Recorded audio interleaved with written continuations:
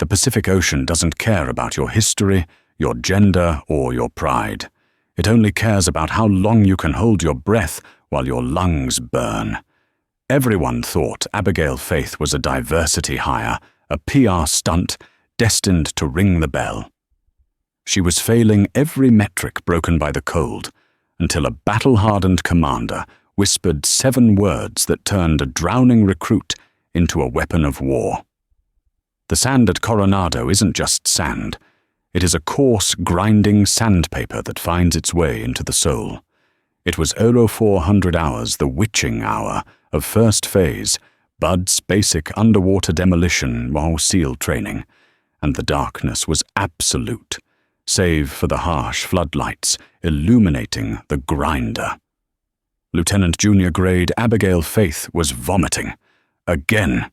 Saltwater bile and sand exited her body in violent heaves. She was on her hands and knees, her body trembling so violently it looked like she was convulsing. Around her, Class 236 was doing push-ups in the surf zone, the rhythmic chanting of 1, 2, 3, hoo-yah, barely audible over the crashing waves of the Pacific. "Get up, Faith!" screamed Instructor Gravedigger. Graves. He was a terrifying silhouette against the floodlights, a man built of granite and hate. He kicked sand into her face. "You wanted to be the first. You wanted to make history. The only history you're making is the record for the fastest quit in the Valkyrie program." "Ring the bell." Abigail wiped her mouth with a sand-crusted sleeve. Her lungs felt like broken glass. She was part of the Valkyrie Protocol, a classified pilot program testing female integration into the teams. 12 women had started. 11 had rung the bell, the brass bell that signaled surrender within the first 48 hours. Abigail was the last one left, and she was failing. She scrambled to her feet, staggering toward the surf. Her Boat Crew 7, was glaring at her. They were the Smurf crew, the shortest men in the class, and they were suffering because of her. "Move your ass, Faith," hissed Petty Officer Silas Clay, a farm boy from Nebraska, with eyes as cold as the water. "We're freezing out here, waiting for you." Abigail dove into the freezing black water, linking arms with her crew. The cold was a physical blow, a sledgehammer to the chest. She had failed the timed 4-mile run that morning by 30 seconds. She had fallen off the Weaver on the obstacle course twice. Every evolution was a struggle. She was strong, she was an Olympic-level swimmer, but the mental crushing weight of being the female was drowning her faster than the ocean ever could. She wasn't just carrying a 200-pound inflatable boat. She was carrying the judgment of the entire U.S. Navy. "Recover!" Graves shouted. The class dragged themselves out of the surf, wet and sandy. Abigail's legs buckled. She fell. A collective groan went up from Boat Crew 7. "Drop!" Graves roared. "Faith is tired. Everyone pays. Surf passage. Now get wet and sandy." The hatred radiating from her teammates was palpable. As they crawled back into the ocean, Abigail felt a tear freeze on her cheek. She was going to quit. The thought was seductive, sweet and warm. Just ring the bell. Get coffee. Get a blanket. Go home. Standing on the berm, watching the chaos with unreadable eyes, was Commander Jack Iron Holloway. He was a legend in the team's Fallujah Ramadi, the Hindu Kush. He walked with a slight limp, the only evidence of an IED that should have killed him. He wasn't an instructor. He was the architect of the Valkyrie Protocol. He watched Abigail Faith struggling to keep her head above the foam. He saw the hesitation. He saw the fear. "She's done, sir," Instructor Graves said, walking up to the commander. "Physically, she's a tank. Mentally, she's a civilian. She freezes when the chaos hits. She's analyzing too much. She's failing." Holloway didn't blink. "She's not failing because she's weak, Graves. She's failing because she's trying to be one of you."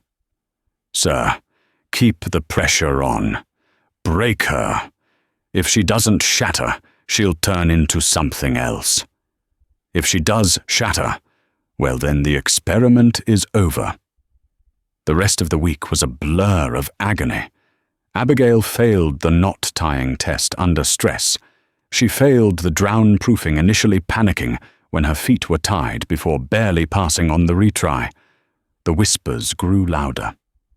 She doesn't belong. She's going to get someone killed. Thursday night. Rock portage. The class had to paddle their boats through jagged rocks in high surf. Abigail was at the bow of boat 7. The waves were 6 feet crashing with bone-breaking force.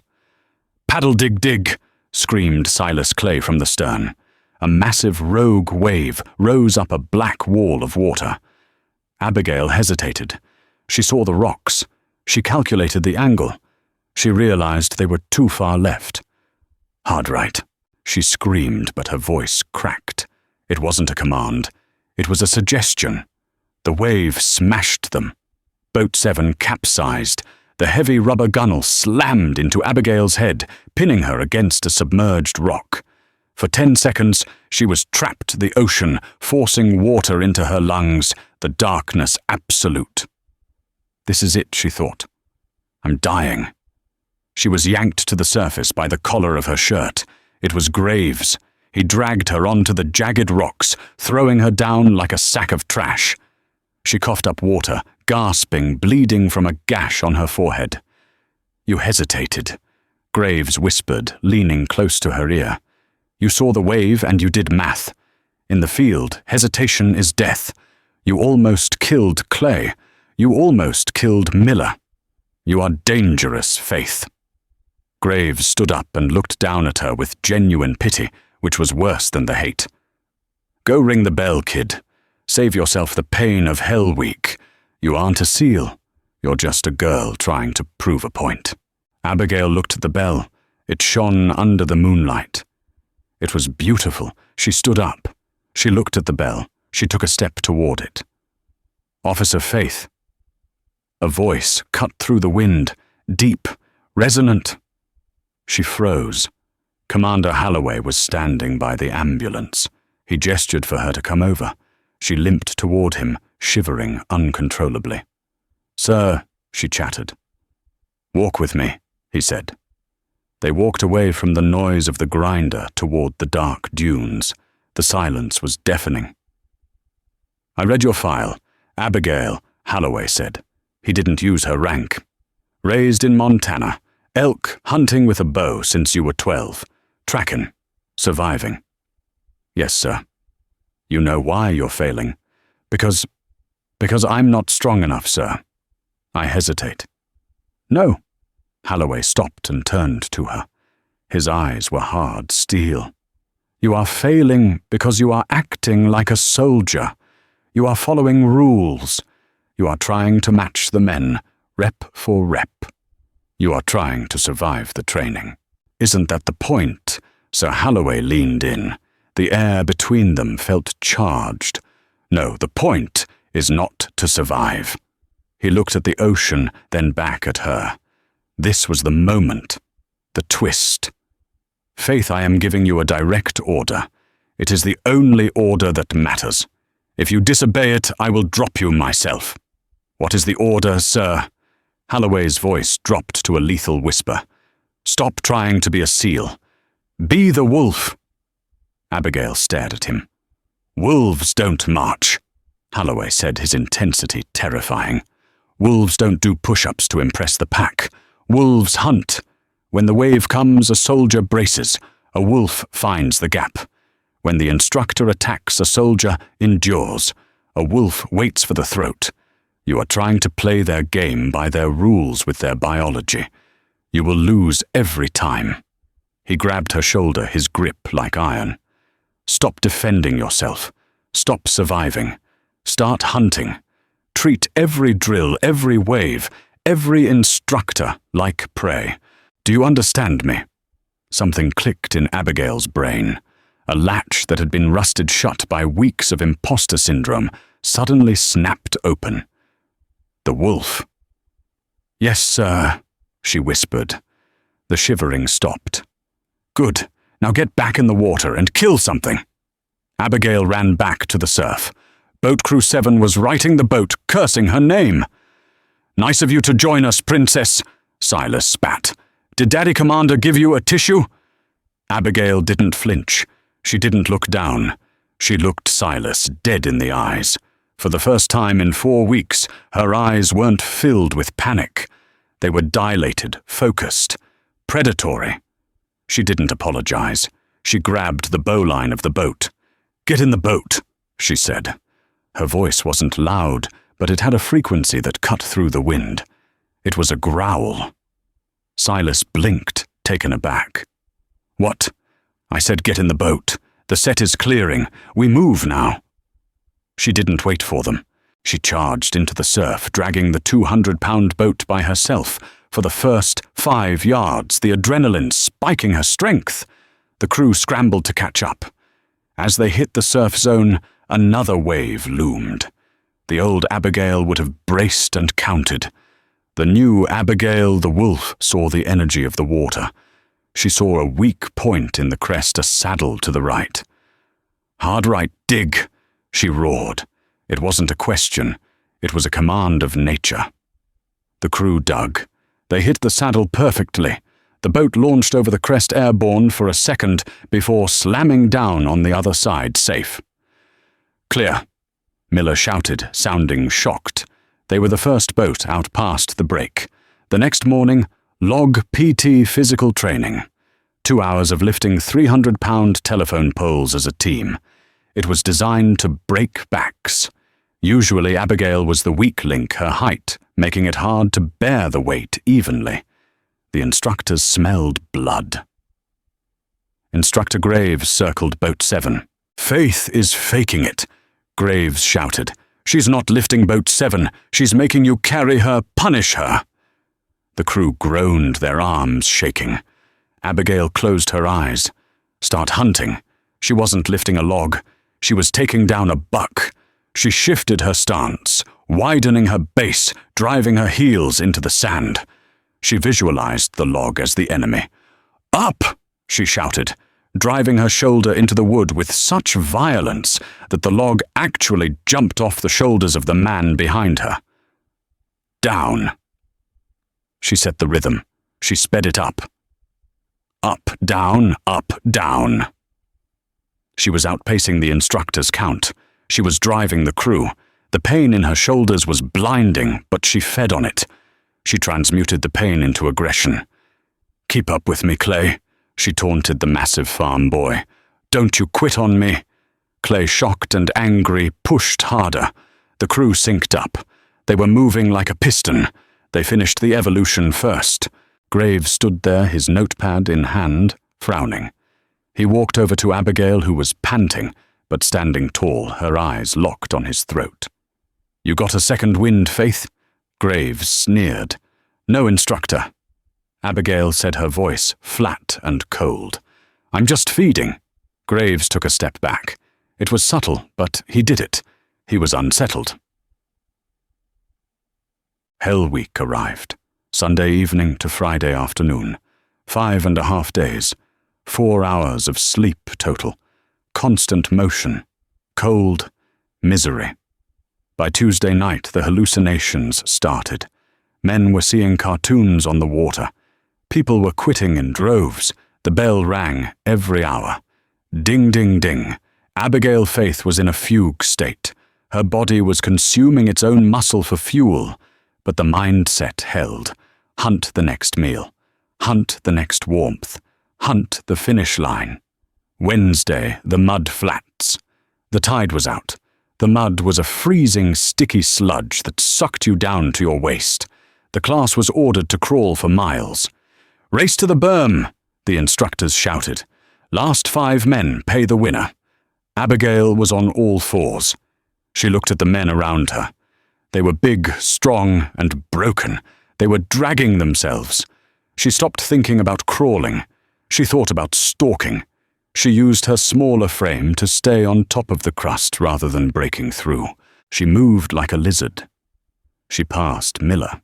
She passed Kowalski. She passed Clay.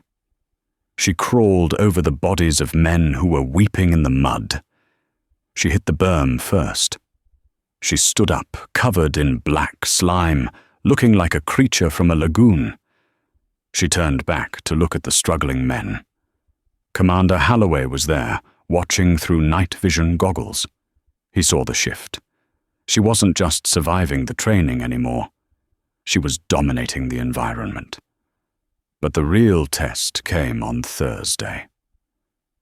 Around the world, a paddle around the entire island of Coronado. 12 hours of paddling.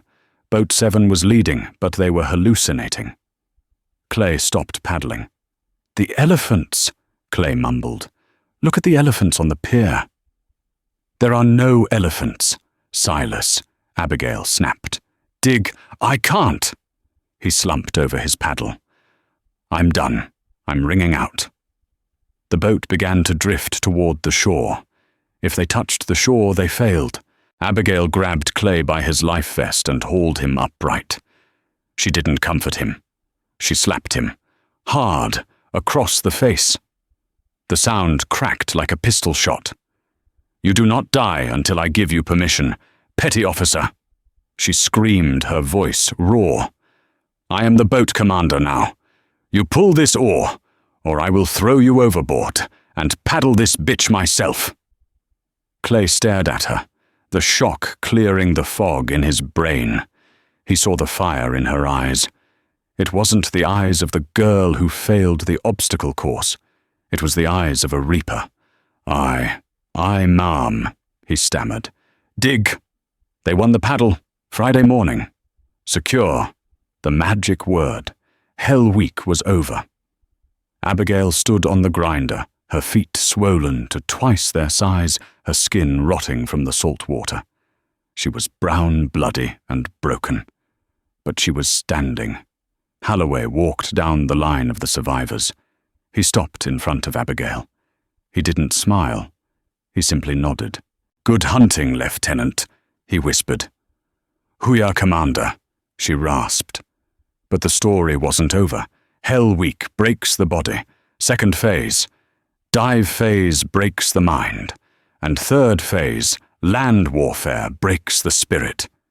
And Instructor Graves wasn't done with her. He was planning something special for San Clemente Island. Something off the books. He was convinced Abigail was a liability, a ticking time bomb who had just gotten lucky. He was going to prove that a wolf could still be caught in a trap. San Clemente Island is a cratered moonscape where SEAL candidates learn the lethal art of land warfare. Third phase. This was where the physical suffering of Hell Week was replaced by the high-stakes stress of live-fire tactics. Instructor Graves had failed to break Elara in the water, so he decided to break her on the land. It was Euro 200 hours. The squad was moving through a jagged canyon on a standard patrol. Elara was point man, the tip of the spear. "Stay tight," she whispered into her comms. "The wind feels wrong." Back at the Tactical Operations Center, Commander Holloway watched the thermal feeds. He saw Graves and 2 other instructors grab suppression weapons and disappear into the darkness. They were going off script. This wasn't a training exercise anymore. It was a hit job. In the canyon, Elara froze. She didn't hear a twig snap. She didn't see a silhouette. She smelled it. Wintergreen tobacco. Instructor Graves's brand. "Ambush, right near ambush!" Elara screamed, diving to the dirt just as the ridge erupted. Flashbangs detonated, blinding the squad. High-velocity simunition rounds, paint pellets that hit like hammers rained down. Miller took a round to the visor. "Man down." The squad was pinned in the open. Panic began to set in. The volume of fire was overwhelming, specifically targeting their heavy gunner Clay to strip away their firepower. Elara didn't panic. The wolf took over. She realized this was a complex L-shaped kill zone designed to force them to retreat into a secondary trap. "Pop smoke," Elara ordered. "Clay, suppress the ridge I'm flanking." "You can't flank, we're pinned," Clay yelled. "Just shoot." Elara shed her heavy ruck. She became light. While the smoke obscured the kill zone, she didn't retreat. She moved toward the enemy. Crawling on her belly through cactus and sharp rocks, she circled wide, moving up the steep side of the ridge. She reached the crest. 3 figures lay prone, firing down into the smoke, laughing. It was Graves and his team. Elara raised her M4 rifle. Pop! Pop! The instructor on the left jerked blue paint, exploding on his neck. Pop! Pop! The second instructor took 2 rounds to the ribs. Hit! Graves spun around, raising his weapon, but he was too slow.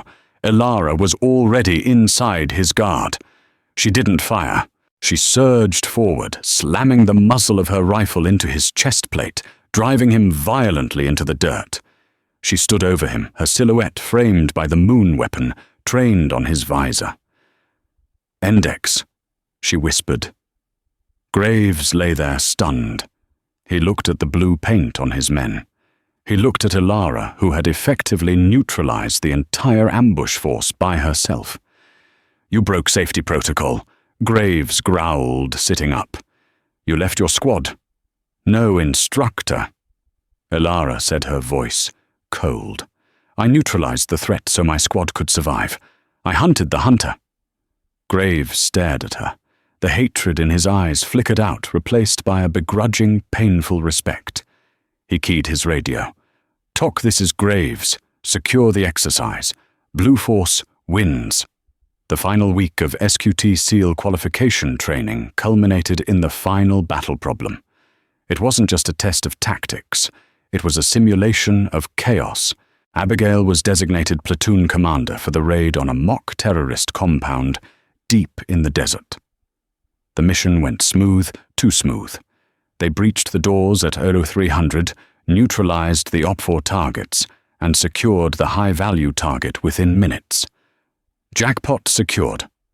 Abigail radioed sweat stinging her eyes. Moving to extraction. But as the squad moved to the exit, the simulation turned into a real-world nightmare. A pyrotechnic charge on the roof, meant to simulate mortar fire, malfunctioned. It detonated inward, collapsing a massive burning support beam directly onto the kill zone. "Look out!" Silas screamed. The debris crashed down, trapping Instructor Graves, who was observing the squad underneath a heavy, flaming timber. He was knocked unconscious instantly. Real world emergency," the safety officer screamed over the comms.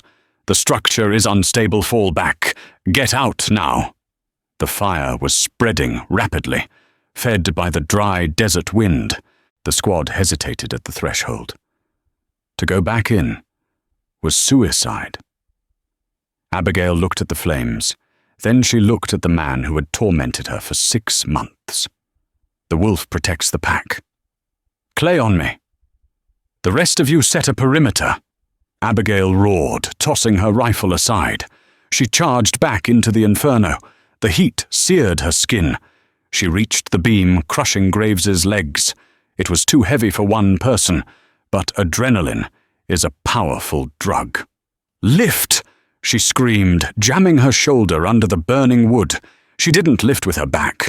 She lifted with her soul. She summoned every ounce of pain from the surf torture, every insult, every frozen night. She channeled it all into one explosive movement. "Up!" The beam moved just enough. "Pull him! Clay now!" Clay dragged the unconscious instructor free. Abigail's knees buckled, but she held the weight for one crucial second longer before collapsing backward, gasping for air in the thick, black smoke. They dragged Graves out just as the roof caved in entirely. Minutes later, outside the kill house, medics swarmed them. Graves sat up, coughing soot. He looked at the ruins, then at Abigail, whose face was burned and uniform melted. He limped over to her, shoving the medics aside. "Faith!" he rasped. "You disobeyed a safety order to evacuate." "I don't leave men behind," Abigail whispered, her voice raw. "Even the ones who hate me." Graves looked at her for a long time. The contempt was gone, replaced by a profound, shaken respect. Slowly he unpinned the trident insignia from his own uniform, the golden eagle holding the anchor and pistol. "I didn't hate you, Abigail," he said softly.